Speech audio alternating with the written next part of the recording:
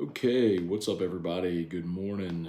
Welcome to a Friday edition of Morning Scone presented by Brock, the Baton Rouge Orthopedic Clinic, Hudco Roofing, HudcoRoofing.com, Restored Motions, RestoredMotions.com, and ProCharge EV, ProChargeEV.com.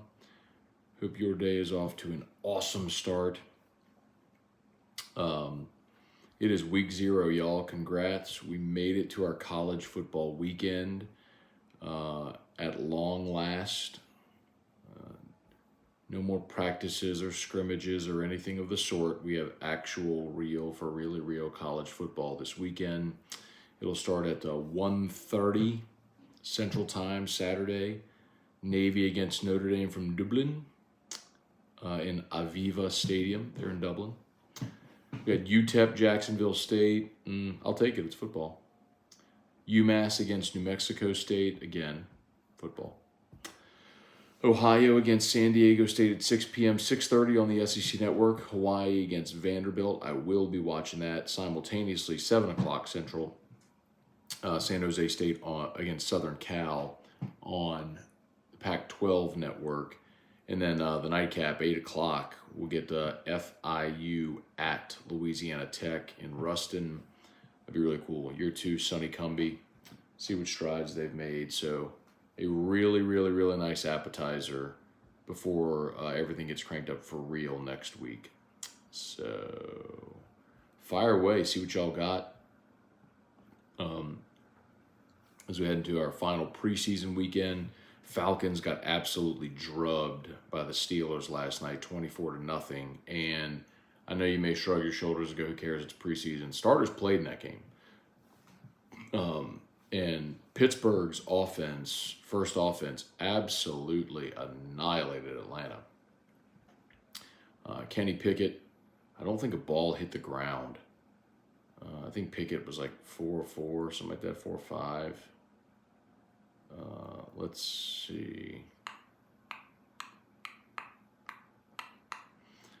Kenny Pickett was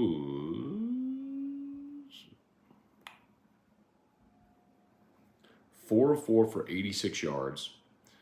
Najee Harris had 4 carries for 18 yards. Pickens caught 1 for 35. Beautiful catch down the right sideline. Najee Harris had had a reception for 16 yards. It was fun to watch, man. Fun to watch Atlanta get skunked. So, and then Anthony Richardson really stunk last night for the Colts. A little surprising that they've already named him the starter. It's like you have Garner Minshew. Why not let Anthony Richardson kind of just come along slowly? But throw him out there, bruh. Take your lumps. All right, Bubba Smith, good morning. Jerry DeLucky, good morning. O'Neill says hello. Tell him I said hello. Yeah, you got it. So Jerry had asked on Twitter.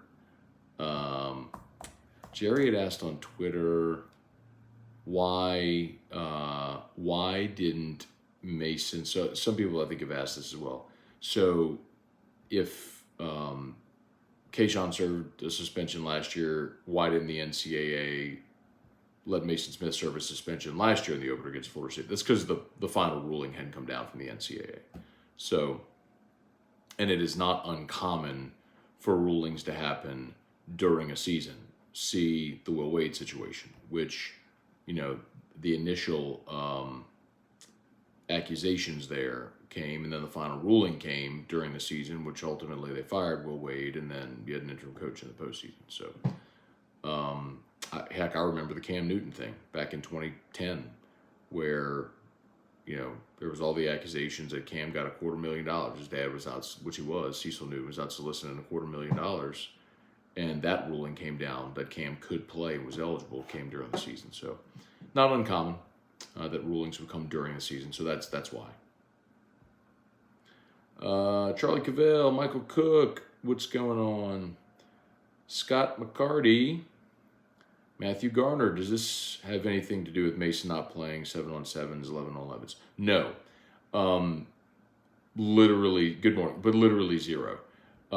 So 2 Saturdays ago, LSU had a scrimmage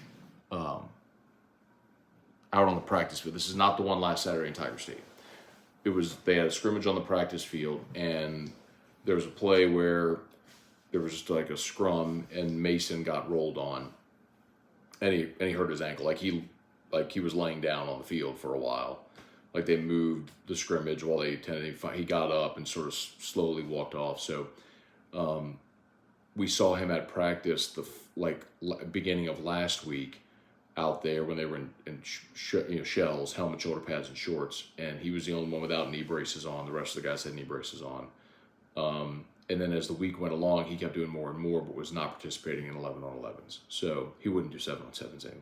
I don't think Mason Smith's going to be out there in 7-on-7s, which is just the skill guy drill, right? It's quarterback, running back, receivers. So you basically take out the lines.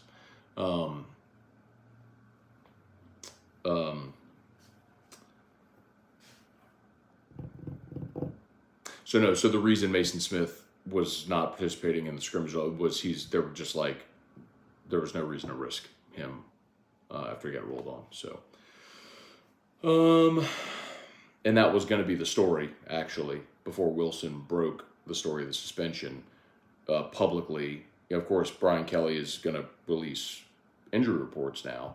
So either way, we were going to find out that Mason wasn't going to play. They were just going to say it was as a result of his ankle. Bubba Tatum, good morning. Brad David. Trivia Carter, good morning. Kenneth Smither, good morning. Zach Swan, Football Friday is back. It is indeed. Wendell Norman Leon Williams, good morning, y'all. Brian Penton in Wardensville, Oklahoma. Brad said, do you even get the Pac-12 network? I need to check, Brad. I think isn't the Pac-12 network, this is a problem, right?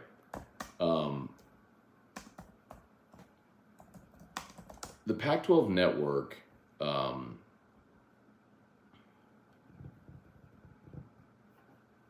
need to check.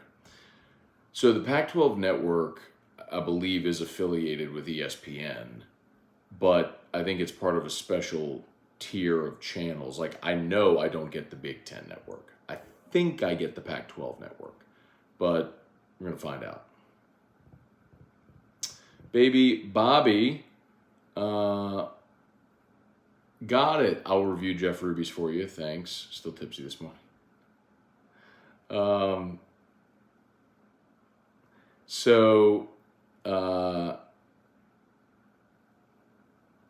Was that via Twitter or text? So someone had asked me for a restaurant recommendation in Nashville, and I remember in 2019 when LSU was playing Vanderbilt, and I was up there. We did our shows, did our AFR on Broadway at John Rich's place, Redneck Riviera, I think is what it was called. Did AFR there. Then Michael Cobble and I went to dinner and went to Jeff Ruby's Steakhouse in Nashville, and it was one of the best steaks I've ever had. Fantastic dining experience. So when we were there for SEC Media Days a few weeks back in July, Richard Cross and our friends from Sports Talk Mississippi, they go at least like one night during Media Days every year. They go and have like a nice dinner right on the company. And the last few years they've been, I guess this was the third year, they've been kind enough to invite me to tag along. So this year they tried to make a reservation somewhere else and they were booked. And so I was like, hey, I went to Jeff Ruby's. It was awesome. Booked it. And so we had like a table, 10 or 12 of us that went. Maybe it wasn't that many, but feels like it was.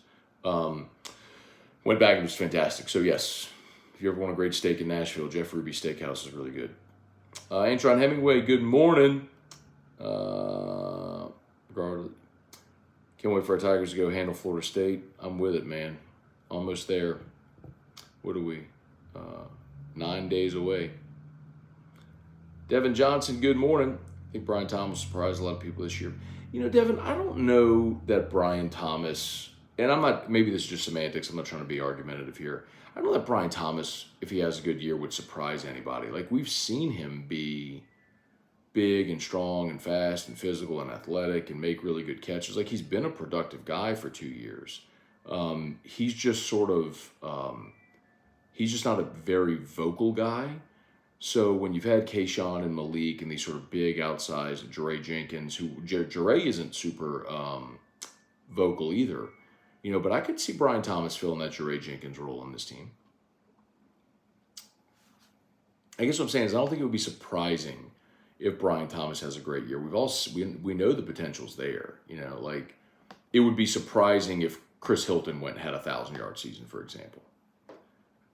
Cajun Country, so that reel of Drew eating yesterday made me happy. We've watched him grow up, and it was awesome to see. Thank you, man. Yes, I posted a reel of Drew on Instagram, I guess on Facebook as well, because they're linked.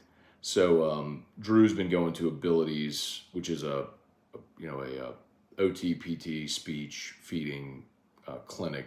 He's been going literally since he was born. So the video is Margaret Reed, who's been working with Drew like literally since we got home. When we got home with him in February of 2014, because he was still so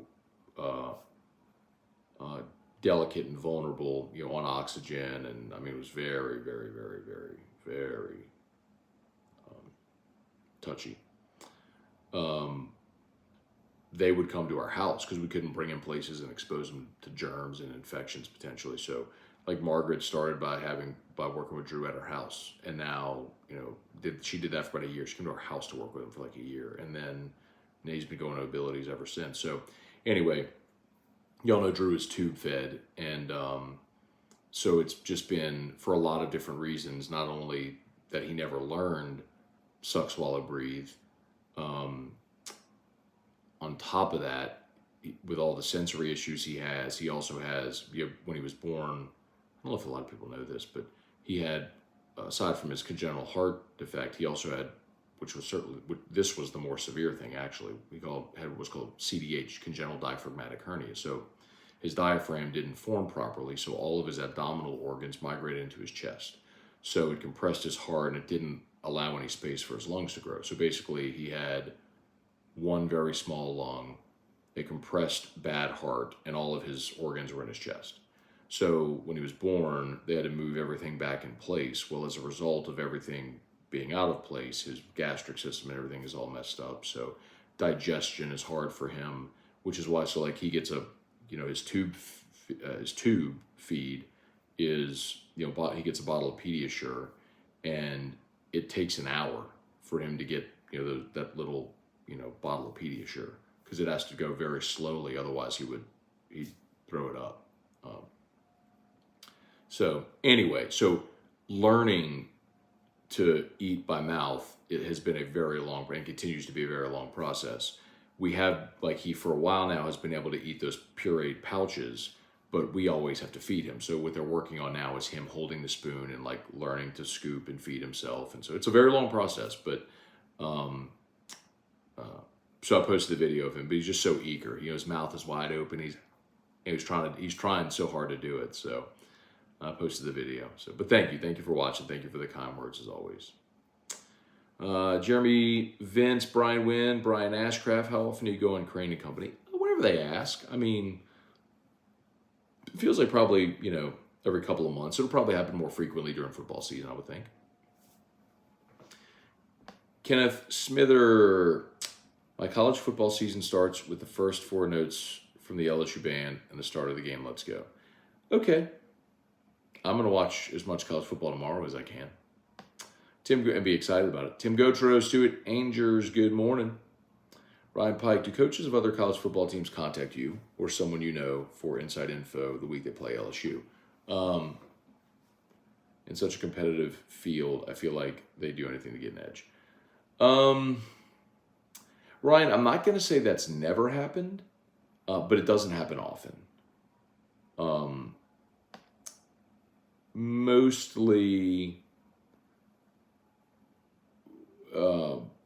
Mostly the people that contact are other media people who are looking for insight. Hey, who's a player to watch? Who's doing well? What can you tell me? What have you seen? Insight, what do you know? Is this guy, whatever, that's what guys on the game broadcast, guys who are analysts for networks, guys and gals. That happens way more commonly than a coach reaching out. Coaches are going to watch film and they're going to trust their eyes and their scouting and all that sort of stuff. They don't need me to tell them anything. Brian Williams, good morning. Pac-12's on Fox. I thought Pac-12 was also on. I thought part of the Pac-12 deal was on ESPN.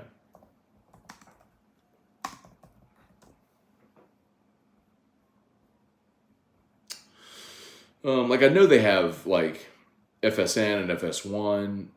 Yeah, but I thought they had some games on ESPN too. ESPN also. Brandon Tilley, good morning. Josh Giraldo. Scone, from what you've seen, how good is Omar Speights? I think Omar Speights is a difference maker, man. For a guy that's been a 4-year starter, playing for 5 years, been a 100 tackle guy, like he fits the mold. Great leader. I mean, he looks out there. He looks a lot like Micah Baskerville out there. Probably a little bigger than Baskerville, not as big as Damone Clark, but yeah, man, he looks the part, dude. He looks, I mean, big old giant beard too. I mean, he looks like a man. He looks like a man playing a game with a bunch of boys. Tiger Diver, Matt Plavidal. Morning, Matt. Will probably be the first time in 49 years I won't be able to watch LSU. Going to be working every Saturday unless it's late kickoff. I won't catch the entire game. Hey, man, got to do what you got to do. You know the great thing about it, Matt? DVR, brother. Turn your phone off, DVR the game. Catch up when you can, dude. But I respect it, bro. You got to go make your money, man. Perkins for Heisman. Morning, Matt. For the Mason news, pretty much the only advantage we had given LSU was the D-line. Do you give them any advantage now? I don't know that I would agree with that. Well, I wouldn't agree with that. I think LSU's receivers certainly have an edge over Florida State's defensive backs. I really like LSU's offensive line. I know Jared Verse is a fantastic player, and he's back, but Will Campbell is decidedly better right now than he was week 1 a year ago. Quarterbacks push. I like Jaden actually better than Jordan Travis. And some things you got to consider too. It's like, okay, well, which running back would you take? Sure, but what running back against which defense? You know what I mean? I still like LSU's defensive line with Wingo and Guillory and Jordan Jefferson. I mean, Mason Smith is a game record. Don't misunderstand me. I'm not saying, but the other thing too is a year ago we didn't see Perkins on the field in this game a year ago. So. Yeah, man, I think there's plenty of advantages there. I mean, LSU's still favored in the game. Barry Jocelyn, what's up? Tiger Diver, if Jimbo goes 7-5 with losses to LSU, Bama, Auburn, Mississippi State, Ole Miss, does he keep his job? Nah. If they go 3-5 in the SEC, he's getting fired. I cannot believe, you can't go 5-7 and then follow that up with another sub-500 league in the conference. Sub 500 a year in the conference. Jared S., I get it. And after this year, they'd owe him $77 million. I get it. And they would pay it. Or they would negotiate a buyout. Jared Esprit, Jesse Brown, Joey Vincent, Jacob Hibbard. Matt, do you think Mason Smith being out changes your prediction from 11-1 to 10-2? No. Again, the spread in this game hasn't changed at all. Is Mason Smith capable of making game-changing impact plays? Yes. The thing I'll continue to say that we ignore whenever we're having this conversation is LSU a year ago averaged 34.6 points per game. Averaged 34.6 points per game. That's with a offensive line that was in shambles for the first half of the season. An offense that really struggled to establish a running game for the first half of the year. Your best play for much of the season was Jaden Run. And they average 34.5 a game. So I like LSU's offense a lot, and they're going to be able to outscore a lot of people. Eugene Sutherland, bonjour from Philly. Okay. Marine Sniper 42, Deborah Coward, good morning, Reed Rule. Any bets for week 0? None that I've placed yet. Well, I do like Vandy, and I'll tell you, I think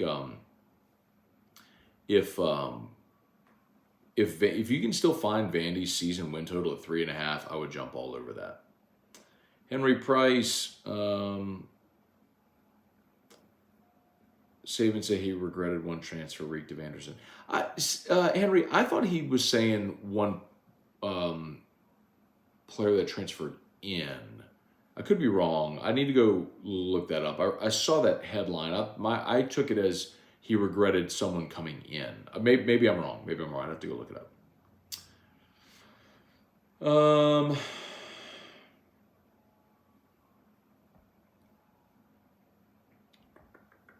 Hey, Dad. Good morning. All right. Let's see.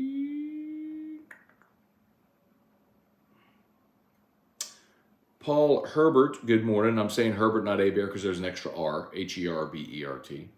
I can now start my day. Thank you for keeping us informed. You got it, Paul. Thanks for being here. Thad Landry, Jeff McKithen, Ronald Elias, Jason Horn, good morning. Ooh, recovering from a ruptured meniscus surgery, bro. Did that several years ago. No fun, man. Keep icing it. Do what they tell you, bro. Do your rehab. Hey, Rebecca Claire, good morning. Michael Thacker, good morning. Let's see, lots of smoke on Twitter of FSU connection with NCAA Enforcement Committee. Any merit to that? Nope. You may have already talked about this, but last year Kelly had to dial back the playbook because of the O-line. With that said, and year 2 for Daniels O-line, how much more of a playbook do you think we'll have this season? Well, keep in mind Mike Denbrock was calling plays, not Brian Kelly. I think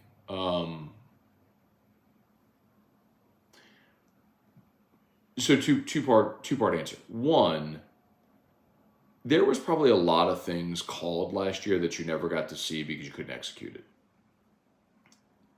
I'll give you the example. Go look at the first play of the season last year. Jaden Daniels dropped back to pass. It was a jailbreak blitz, and he scrambled for 25 yards around left end. What was that play call? I don't know. What I know it wasn't was Jaden running around left end for 25 yards. That was him improvising.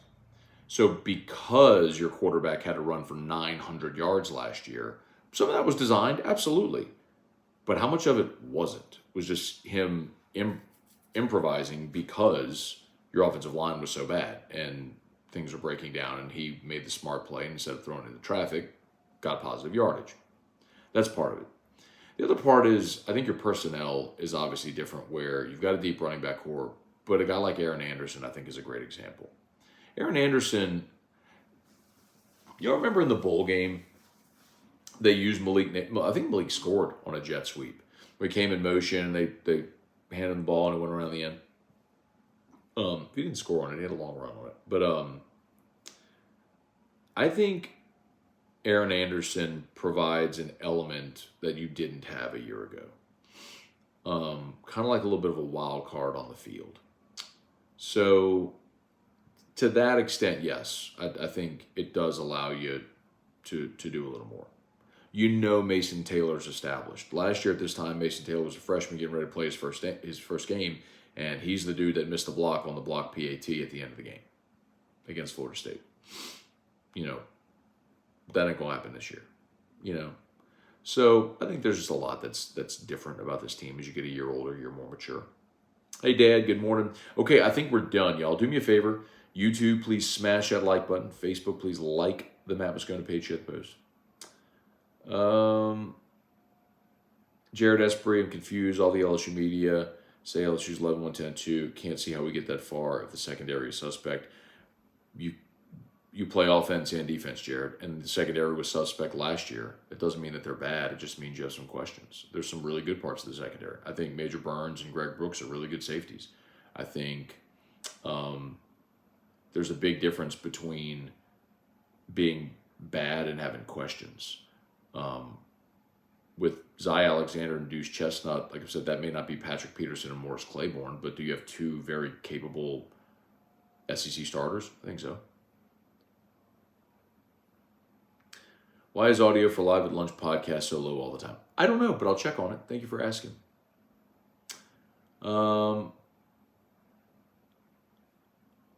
Marine Sniper, Matt, I'm getting married September the 2nd. Oh, gosh. My fiance asked, you're not going to want to watch the game Sunday night? You can just watch it later, huh? She knows I bleed purple and gold. Wait, so you're getting married on Saturday and then they play on Sunday? Like, I don't see the problem with this. Like, you're absolutely watching that game on Sunday. I mean, I got married on a Friday. The Saints played a playoff game on Saturday. It was the game against the 49ers in 2011 when they lost. Like, we stayed at home and watched that game before we left for our honeymoon. So, look, man, I'm not here to, like, give everybody marital advice or nothing. There's certain things in life, brother, that you better put some boundaries up before you get started, man. Woo, boy, that's one of them right there, dog. Okay, I gotta go. I'm late. I gotta go. I gotta get Drew up and get him to school. Y'all have a great day. See you. Peace.